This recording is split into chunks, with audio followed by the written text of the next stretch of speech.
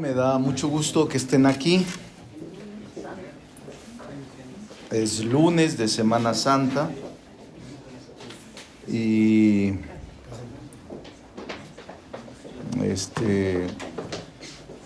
deseo primero que los que pueden hacerlo puedan disfrutar estos días de asueto con su familia, con sus seres queridos,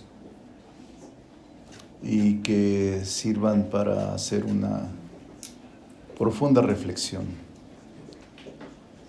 que mediten, que esta semana no hablen de política, hablen de la pasión de Cristo, los que sean cristianos, católicos, y los que sean ateos o los que sean librepensadores, también dediquen estos días a meditar, a reflexionar sobre lo que está pasando en el país, lo que va a suceder, a tratar de que sean felices, que seamos felices en la forma en que cada uno perciba la felicidad. Entonces, yo voy a seguir trabajando. Los trabajadores van a dejar de hacerlo a partir de miércoles, jueves y viernes. Pero nosotros vamos a seguir trabajando, salvo algunas guardias, como se les llama tradicionalmente a las personas que se quedan en el lugar de trabajo para cualquier emergencia. Pero nosotros estaremos aquí, y los diputados y diputadas esta semana no tenemos sesión. Así fue el acuerdo unánime de los grupos parlamentarios, y tendremos 3 sesiones en la semana de Pascua, martes, miércoles y jueves. Entonces vamos a esperar 2 leyes que anunció la presidenta, que les dije la semana pasada: la de competencia económica, antimonopolios, y una ley de telecomunicaciones, que son indispensables para poder asignar las facultades que tenía la COFECE y el IFT, para que no haya vacíos peligrosos y que no haya tampoco ausencia normativa que regule esas actividades. Entonces, va a estar en ese proceso. La semana que entra tenemos algunos dictámenes, pero vamos a esperar que estas 2 iniciativas lleguen. Entonces, eso es lo que les quería comentar. Si tienen alguna pregunta, estoy a sus órdenes. Muchísimas gracias, diputado. Hay 3 preguntas. La primera, Margarita Nicolás, de Cadena Raza. Gracias. ¿Qué tal, diputado? Buen día. Bueno, son varias preguntas. Primero que nada, tú como un gran lector que eres, voy a usar esta palabra, el amante de la lectura, de la literatura, me gustaría saber tu opinión en torno al fallecimiento de Mario Vargas Llosa. Creo que todos los que estamos aquí lo leímos en nuestra primera infancia. Entonces, que nos des tu opinión, y también sobre esto que ocurrió en Texcoco el fin de semana, y sabemos que aquí en Cámara hay una iniciativa pues para regular estos corridos. Teniendo este antecedente, ¿qué van a hacer? ¿La van a congelar? ¿La van a modificar? ¿O qué es lo que pretenden hacer precisamente para evitar estos desmanes que hemos visto, y pues que a lo mejor por ahí pudiera estar la mano de algunos grupos? Sí. Decía la presidenta también el fin de semana, pues de que no iban a prohibir nada, porque México no es un país de prohibiciones. No sé si esto los haría guardar la iniciativa. Y también tema del gobernador de Puebla. El viernes ya contestaste al respecto, sin embargo, vemos que se retrasó también de estación. Y ese es el proceder que tendrán de aquí en adelante algunos gobernadores, sobre todo emanados de Morena, porque hemos visto que tienen algunas tentaciones ahí con la riqueza de los demás. Si no quieren que haya ricos o puros pobres, o cómo le van a hacer pues para mediar entre la pobreza y el mundo fifi, los acaudalados. Me gustaría saber tu opinión al respecto. Gracias. Bueno, primero, yo creo que el gobernador constitucional de Puebla actuó de manera correcta. Ahora, al expresar que no acudiría a ningún tipo de expropiación y que sería mediante el diálogo, el convencimiento, cómo puede llevar a cabo su programa de vivienda para la persona que se dedica a la seguridad pública, para los policías. El fin es bueno, el propósito es muy importante y el Estado tiene el derecho de acudir a los instrumentos jurídicos que la Constitución le concede. Pero quiero felicitarlo porque finalmente su posición de reconsiderar este tema, esta figura jurídica de la expropiación que lo establece la Constitución, lo hace sensible frente a la preocupación que existe en los sectores. Él es un buen gobernador. Alejandro Armenta tiene apenas 110 días, 120 días. Y evidentemente tiene que lidiar con problemas que durante décadas se fueron generando y le heredaron. Antes de asumir el gobierno, el gobernador Barbosa, ya había muchos rezagos y muchos reclamos sociales. Ahora le toca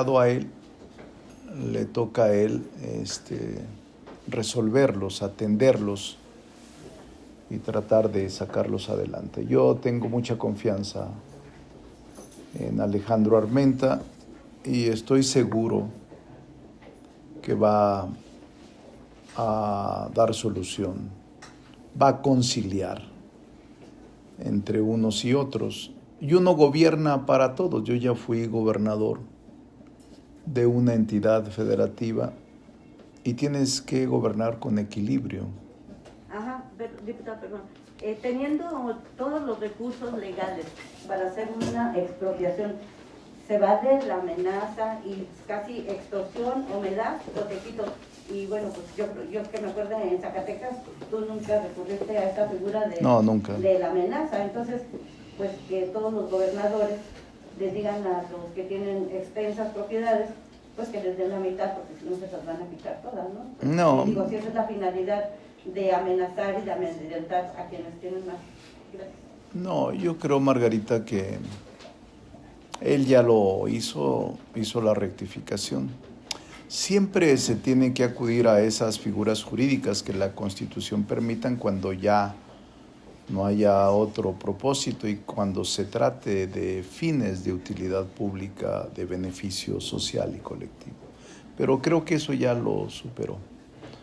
Me parece a mí que está bien y que él va a continuar. Él dio su explicación y yo me quedo con ella. Hay que darle oportunidad porque yo estoy seguro que va a ser uno de los mejores gobernadores que haya tenido Puebla. Lo conozco su carácter, conozco su firmeza, conozco su amor a Puebla. Vamos a ver, Margarita, que estos días de reflexión también nos ayuden a todos a que las cosas se serenen. Y sobre la iniciativa, la iniciativa, ¿cuál era? ¿Qué fin va a tener? La iniciativa que se presentó por el ínclito, el preclaro legislador Arturo Ávila, se va a dictaminar pero ayer expresaba la presidenta Claudia Sheinbaum en Aguascalientes una declaración, decía, yo no he prohibido, y no es prohibir por prohibir, sino que vayamos generando una cultura de no crear apología de la violencia, apología del crimen, apología del delito. Ella hablaba de un proceso más largo para evitar hechos como el de Texcoco, en el que hubo violencia porque uno de los cantantes se negó a cantar los corridos que involucran el crimen organizado. Entonces, para evitar ese tipo de manifestaciones violentas, se requiere educación, se requiere una cultura y se requiere comenzar con las nuevas generaciones de buscar cómo no usar ese tipo de manifestaciones artísticas para la apología del delito. Entonces aquí lo vamos a concluir el proceso, está en la comisión, creo que en la de justicia, y seguramente estarán dictaminando en los próximos días. Y la tercera de Mario Vargas Llosa. Como autor, como novelista, como premio Nobel, porque obtuvo el premio Nobel de literatura, me da mucha tristeza que desaparezca una pluma tan lúcida. Podría no coincidir con su inclinación política, pero no dejo de reconocer su capacidad en la literatura. Recuerdo varias de sus obras, esta de la fiesta del chivo. ¿Se acuerdan ustedes? No sé si la han leído, que es muy buena obra, La fiesta del chivo. Y hay otras más que yo me acuerdo, La ciudad y los perros. La ciudad y los perros es otra obra que vale la pena que la lean. O hay otra más que se llama, porque me acuerdo porque yo soy católico y voy a catedral. Cuando voy a Zacatecas, hay una que se llama Conversación en la Catedral, o Las conversaciones en la Catedral. O sea, yo creo que hay bastante obra que podríamos acudir a ella. Y deseo que esté tranquilo, descansando ya. Por eso no me voy a meter con su pensamiento político. A los hombres que ya han perdido la vida hay que dejarlos descansar en paz y quedarnos con el reconocimiento como un hombre de letras. Una gran ausencia, un hombre universal. Y no tenemos por qué desconocer ese atributo de Vargas Llosa. Y creo que todos lamentamos, o bueno, los que creemos en la literatura, en la academia, no dejamos de lamentar pérdidas y ausencias como la de Vargas Llosa. ¿Y esta no coincidencia es actual o viene de otros años anteriores? Viene de atrás, pero no quiero profundizar ahora. Quiero que en Semana Santa se vaya directo a donde se va a ir, a donde pertenezca. Muchas gracias. Fernando Damián de Milenio. Fernando. Buenas tardes, coordinador. Si bien usted la semana pasada anticipó algo de la celebración de un periodo extraordinario de sesiones para discutir los temas de desaparición forzada particularmente, hoy la presidenta Sheinbaum pues anunció que va a pedir ella también este periodo extraordinario para tratar estos temas. Yo le pregunto cómo va caminando esta posibilidad aquí en la Cámara de Diputados, si ya lo socializó con sus aliados en San Lázaro, y también, aunque no necesita los votos de la oposición, pues también se ha platicado del tema con PAN, PRI y Movimiento Ciudadano. Sí. Eso por una parte, y si gusta le hago una segunda pregunta de una vez. Van 2 semanas ya de las campañas de los candidatos a juzgadores, se han caracterizado por apariciones en redes sociales, algunas sketches de los aspirantes a jueces, magistrados y ministros. El INE ha marcado que las ministras Loretta Ortiz y Yasmín Esquivel incurrieron en irregularidades en sus arreglos de campaña. Con todos estos ingredientes, si nos pudiera hacer un balance de cómo ha visto usted este proceso electoral, por favor. Sí, Fernando. Bueno, primero a tu pregunta inicial. Sí va a haber, creo yo, un porcentaje muy alto de probabilidades de que se lleve a cabo un periodo extraordinario. Lo dije la ocasión pasada, creo que finales de la semana pasada, que por ejemplo las 2 leyes de seguridad, investigación e inteligencia y seguridad pública, están ya en manos del Ejecutivo. Aunque nuestro proceso es independiente al Ejecutivo, hay colaboración. No estamos ajenos ni confrontados, la mayoría legislativa y la titular del Poder Ejecutivo. Entonces, a través de la Secretaría de Seguridad Pública, se pausó en el interés del Ejecutivo de mejorar y de enriquecer estas 2 iniciativas. Y al mismo tiempo, con los partidos políticos y sus fracciones parlamentarias de la Cámara de Diputados también tienen interés de modificar el dictamen que fue aprobado en comisiones respecto de estas leyes en puntos concretos. 3 partidos, prácticamente 4, han presentado reservas. Entonces lo que se está haciendo es construir un ordenamiento jurídico que se acepte y se reconozca. Entonces quiere decir que estas 2 leyes, Fernando, pueden ir a un periodo extraordinario. No porque se quiera establecer un obstáculo a la iniciativa de la presidenta, es la propia titular del Ejecutivo la que dice, déjenme checarlo bien. Y nosotros, en un afán de colaboración sana, decimos, no hay problema, vamos a intentar mejorar la iniciativa al interior con las propuestas de grupos parlamentarios y esperar la revisión del gobierno federal. Esa es una. Hay otras leyes más, como las que yo comenté al principio, la de competencia económica y la de telecomunicaciones. Esas son urgentes porque al desaparecer el INAI, desaparecer la COFESE, desaparecer el IFT, hay vacíos en las normas que debe de continuarse en estos rubros económicos tan importantes. Y al haber vacío hay incertidumbre.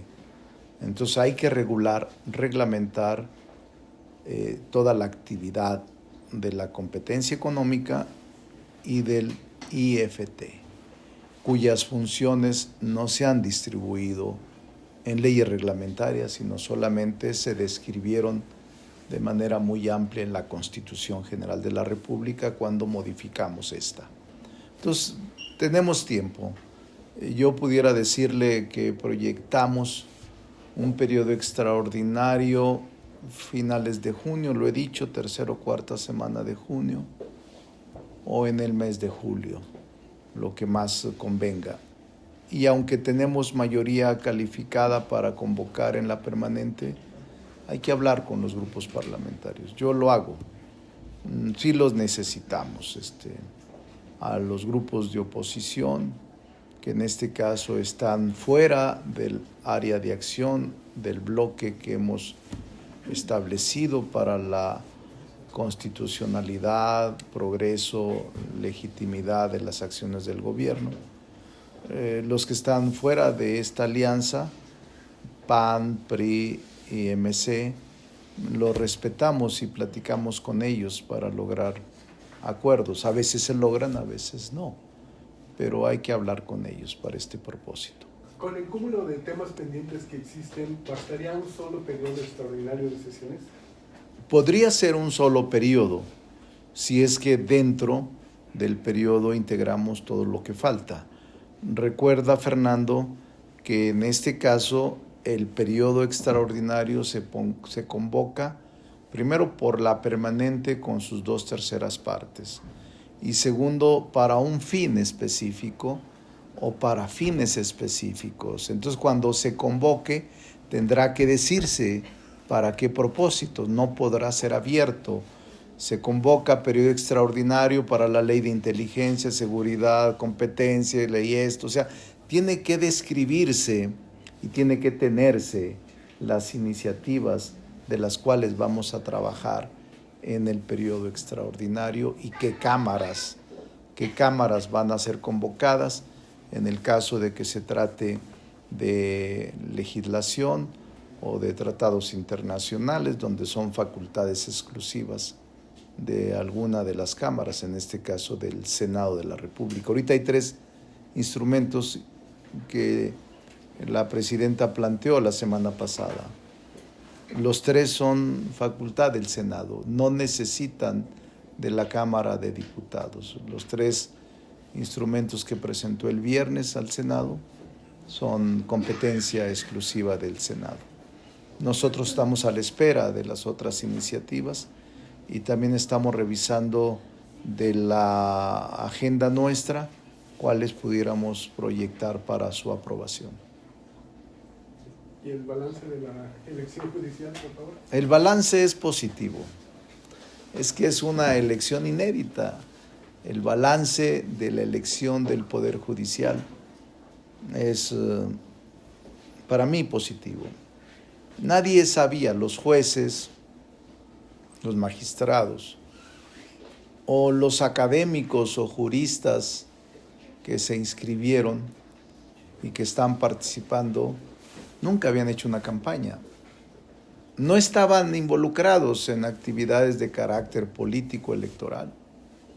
Entonces es su experiencia primera en la historia. Un juez no sabía ni qué decir frente al auditorio, o un ministro o ministra de la Corte tampoco cuál sería su comportamiento frente a mítines en el momento de estar realizando campaña. Yo los veo todavía sin ajuste, no los veo familiarizados como los que estamos acostumbrados a ir a campañas tras campañas. Pues ese era nuestro trabajo y eso era nuestro propósito, lograr conquistar la voluntad popular para acceder a puestos de elección popular. Pero ahora este proceso es inédito, no tiene precedente en la historia del constitucionalismo mexicano. Han transcurrido 200 años desde que se creó la primera Constitución de 1824 y en estos 200 años no ha habido nunca una elección. Sí hubo, pero eran indirectas. Hubo la elección de ministros de la Corte, incluso en el 57, 1857. Juárez fue candidato a presidente de la Corte con Bustamante. Pero son esporádicos los ejemplos que tenemos, aunque algunas constituciones preveían la elección de ministros de la Corte, ninguna tenía lo que ahora tenemos, todo el Poder Judicial, jueces de distrito, magistrados de circuito, ministros de la Corte, miembros del Tribunal de Disciplina Judicial. No había en la historia, no ha habido en la historia del país una elección de tal magnitud y de tal importancia. Por eso será una hazaña ciudadana acudir a la elección el 1 de junio. Yo lo haré, estoy preparado, tengo mi credencial actualizada y me iré a formar a mi casilla que me corresponde para votar por jueces, magistrados, ministros, magistrados electorales y Tribunal de Justicia. Además va a haber jueces locales en la ciudad. jueces locales, magistrados locales, también voy a votar por ellos en ese día de la elección. ¿Cuántas boletas vas a tener en tu mano ese día? Creo que son como, son 7 de las de federal, y yo creo que van a ser como 10 cuando menos, por las locales, magistrados, Tribunal de Justicia local, lo que es la judicatura, y jueces de Tribunal Electoral. O sea, vamos a tener como entre 10 y 12. ¿Verdad? Es que depende, hay estados donde no van a ir a elección local. Creo que son 17 estados los que van a ir a una elección completa, la federal y la local. Cecilia Hernández, de Línea Política. Cecilia. Gracias, coordinador. Buenos días a usted y a los presentes. 2 preguntas. La primera, usted se refería a una nueva cultura entre los jóvenes, entre los pequeñitos. ¿Sería conveniente de que en lo que ustedes están analizando la iniciativa del vocero Ángel Dávila con respecto a los narcocorridos y todo eso, la Secretaría de Educación Pública implemente un nuevo programa, una nueva cultura para que pues se transforme, voy a utilizar la palabra de usted, se transforme esta visión de interpretar estas melodías? Y la segunda, el fin de semana la presidenta de la República, Claudia Sheinbaum, impulsó un programa de frijol bienestar en Zacatecas, en su tierra. Ustedes se van a ver beneficiados con este programa, sobre todo porque bueno, son productores del frijol. Esas 2 preguntas. Sí. Gracias. Sí, Cecilia. Primero, sí se requiere de establecer desde el aula esta necesidad de ir avanzando en erradicar la cultura de la violencia a través de los corridos. No debemos hacer apología del delito, porque se arraiga mucho este tipo de usos, costumbres. Y yo diría que son 2 secretarías, aunque todo el gobierno debe de hacerlo, en todos los niveles, federal, estatal y municipal. Fundamentalmente en 2 secretarías: educación y cultura. En las 2 son fundamentales. Y sí es conveniente, está muy arraigada la música de corridos que hacen apología del delito, muy arraigada. Aquí mismo, o sea, en tu carro, con tu familia, en la fiesta, siempre ese tipo de expresiones artísticas violentas se ha dado desde hace ya décadas en México. Del machismo, del feminicidio. Y es bueno ya frenar ese tipo de manifestaciones que provocan apología del delito. Entonces, y yo creo que es educación y cultura, fundamentalmente. Es lo que creo. ¿Cuál era la otra, Cecilia? Si ustedes se van a ver beneficiados Ah, del programa. Yo quiero, me da oportunidad para decir 3 cosas. Yo no voy mucho a mi tierra a pesar de que la quiero tanto, a pesar de que es una tierra entrañable. Ya soy chilango, con mucho gusto. Aquí he vivido parte de mi vida. Creo que he vivido más tiempo en la Ciudad de México que en Zacatecas, porque aquí estudié la UNAM, en los 80s viví aquí, y tantas veces he sido legislador, senador y diputado que mi vida ha estado aquí. He sido alcalde de la Cuauhtémoc. Mi domicilio, aquí voto. Mi domicilio está aquí en la ciudad y les agradezco mucho a los defeños que me hayan aceptado ser parte de su comunidad. Entonces vivo muy feliz, sin que olvide mi arraigo y mi origen, que es Zacatecas, donde están mis muertos, está mi familia enterrada, Están mis hermanos, mis hermanas, mis sobrinos, mi familia, mis amigos, amigas, está ya todo. Entonces casi no voy a Zacatecas, pero hoy me invitó la presidenta Claudia Sheinbaum a acompañarla. Y se implementaron 4 muy buenos programas, Cecilia. Uno, un hospital, que yo había luchado mucho cuando fui gobernador en el siglo pasado, nunca lo logré. Hoy lo logró el gobernador David, de 3,000 millones de pesos, 220 camas, 42 especialidades. Un hospital de altas especialidades que le hacía mucha falta a Zacatecas. Me dio mucho gusto ir a eso. Y luego el programa de vivienda, que no tiene precedentes, cerca de 20,000 viviendas en todos los programas del gobierno. Y también una presa para el agua potable y el acceso del agua de las ciudades. Y por último, un 4º programa, el del frijol, que me da mucho gusto porque los productores, los campesinos de Zacatecas, como es muy semidesértico, producen frijol de temporal. Y se puso el precio de garantía 27 pesos el kilo. Pero además la presidenta se comprometió en ayudarles a comercializar el frijol en las tiendas del bienestar, a no bajar el precio de garantía, a concederles créditos baratos e incluso a industrializar el frijol para que pudiera venderse en latas. Entonces es un anuncio muy importante.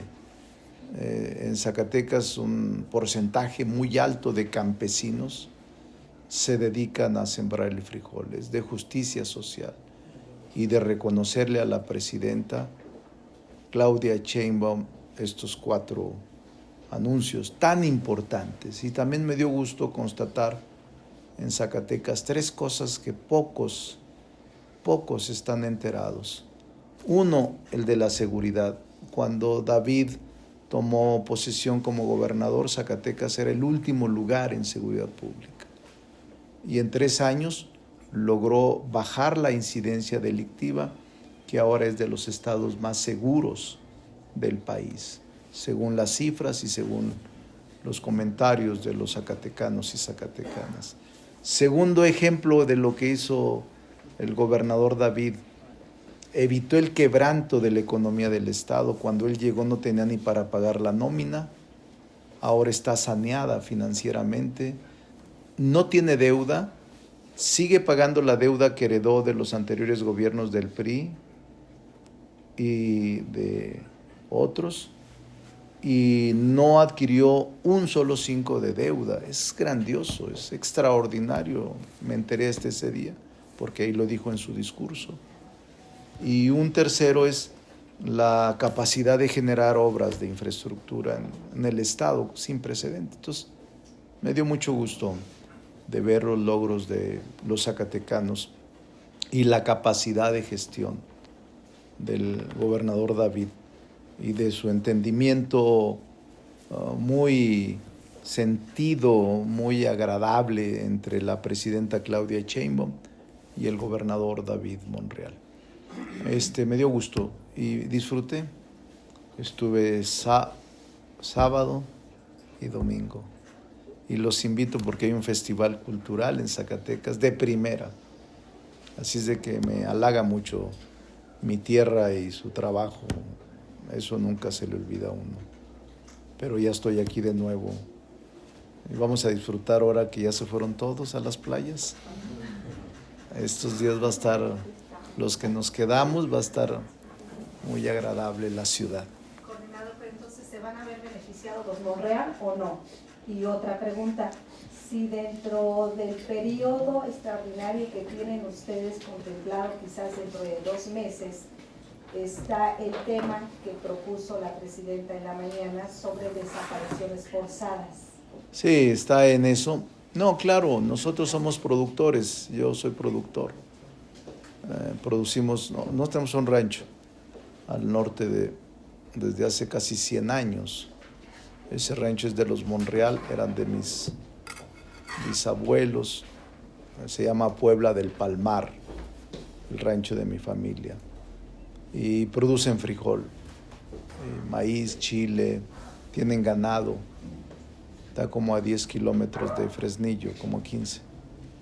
Entonces somos de ahí, de ese rancho. Claro que todos los productores nos vamos a beneficiar, todos, sin excepción, porque es uno de los sectores que más necesita atención, el campo mexicano.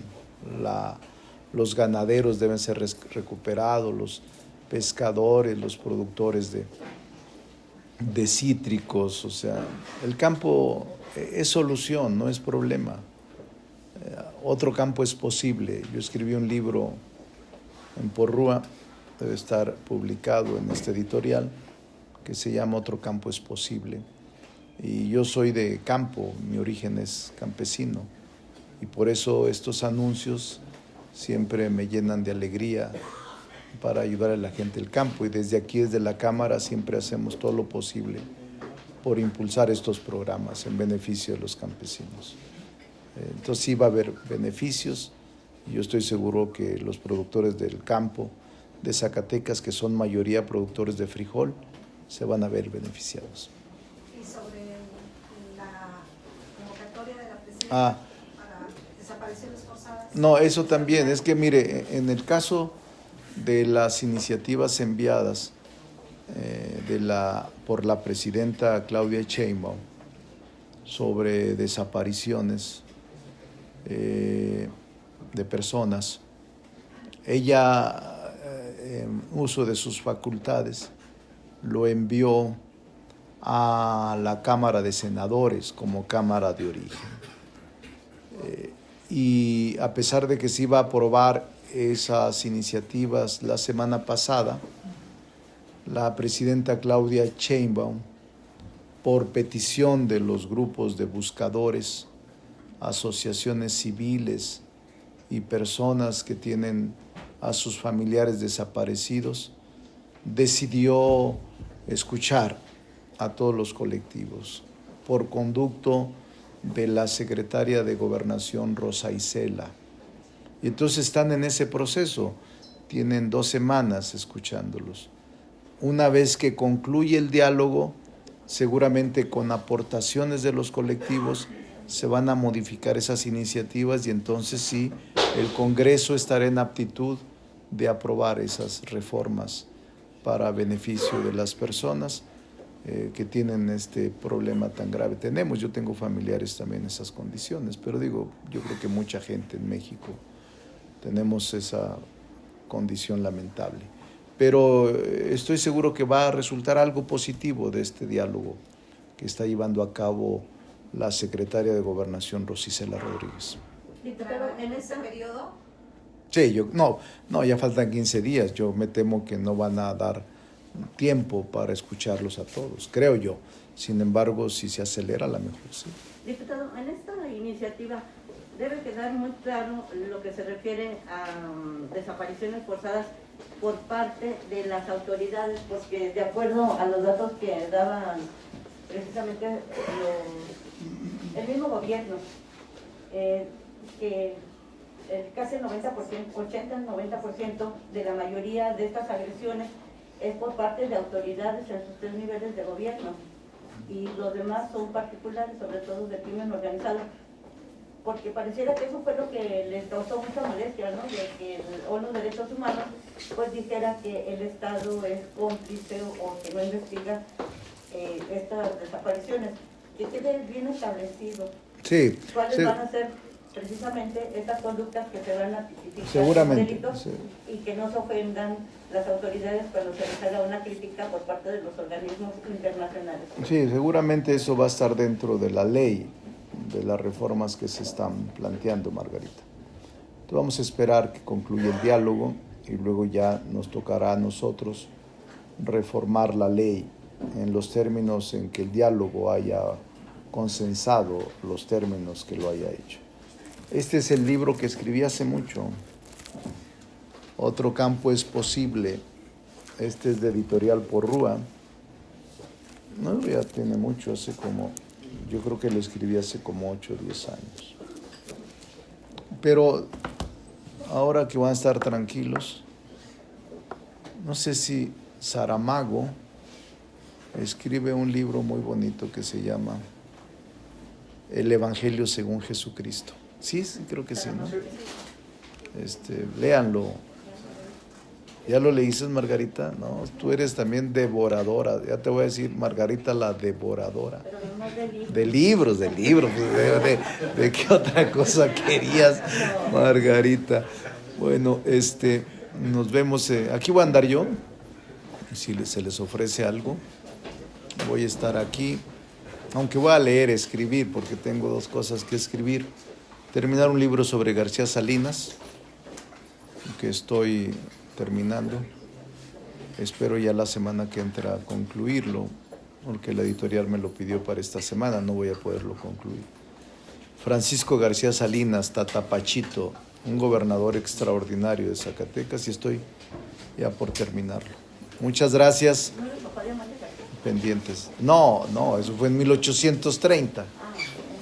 Él nació en 1790 y fue gobernador en 1834. 1800, o sea, hace casi 200 años. Gracias. En esta Semana Santa léete a Nikos Kazantzakis. Ah, ¿cuál? Tengo como 3 libros. La tentación de Jesucristo. Sí, la última tentación de Jesucristo. Voy a leer ahora estos 3-4 días. Así es de que sueño por estar leyendo. Sale, gracias.